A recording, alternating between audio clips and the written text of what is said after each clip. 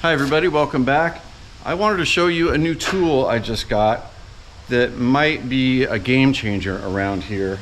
And I promise you, this is not a commercial, this is not a paid product endorsement. This is just me passing along some information to you. This is called a wet sandblaster.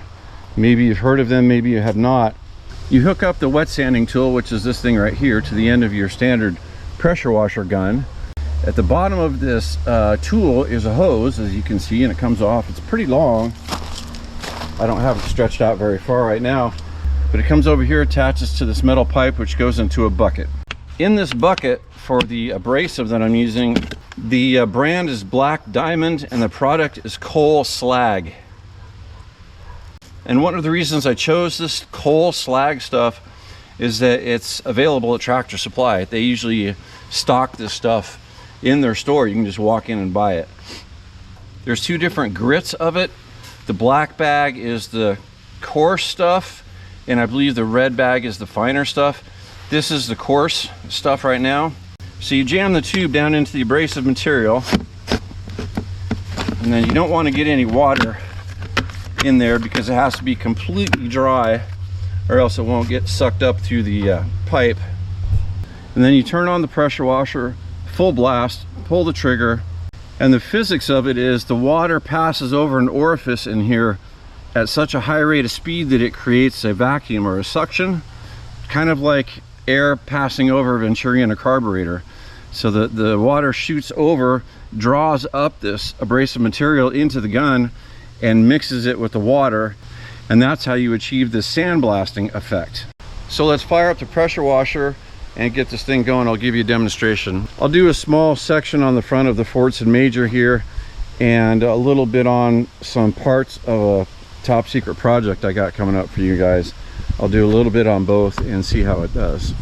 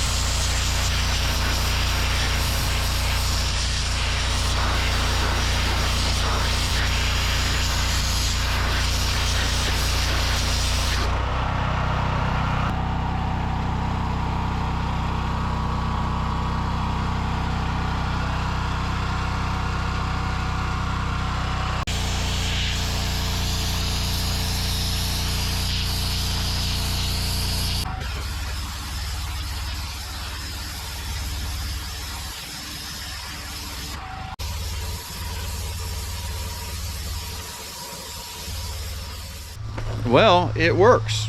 It's not like magic though. There's a few things I want to tell you about here. First of all, you have to have a powerful pressure washer.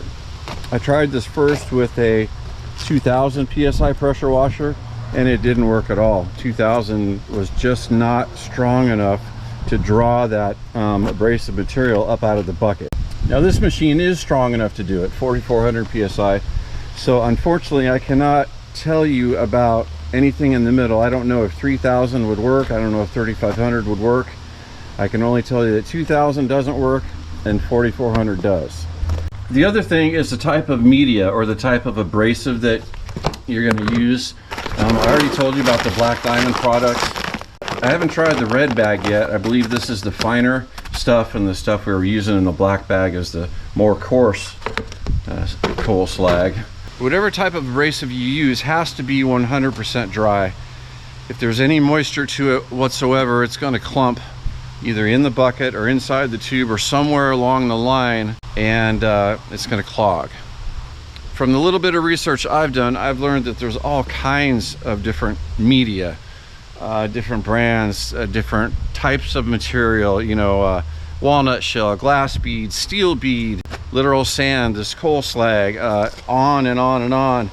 Some of those things might actually work better than this coal slag, but they're cost prohibitive. They're way more expensive. This coal slag stuff that I found at Tractor Supply, I believe it was like $8 a bag.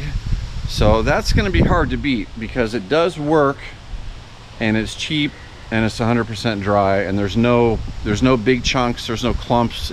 All the little granules are about the same size and shape, so you're not going to get any clumps or rocks or anything like that. The last thing I wanted to mention is the material inside the bucket. Whatever it is, when you're using it, it seemed like I had to stop every once in a while and come over and fiddle with the tube that was stuck down into the material. Like I'd like pick it up and shove it back down in there so it would find some loose stuff again.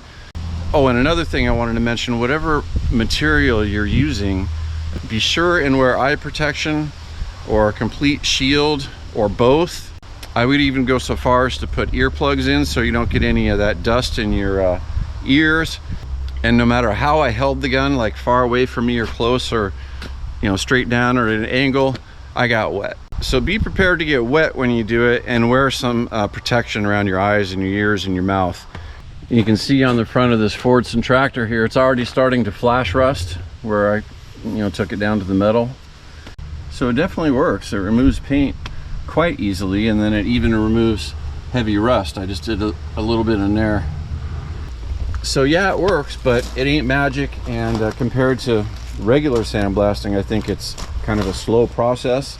For example, I don't know if I'd want to try to blast this whole tractor with that stuff. I think that would take a very long time. I think this might work best for smaller parts or smaller areas, just a little bit at a time here and there.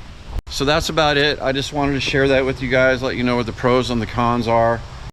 I don't think it's going to take the place of dry media blasting, but for some things it could work pretty well.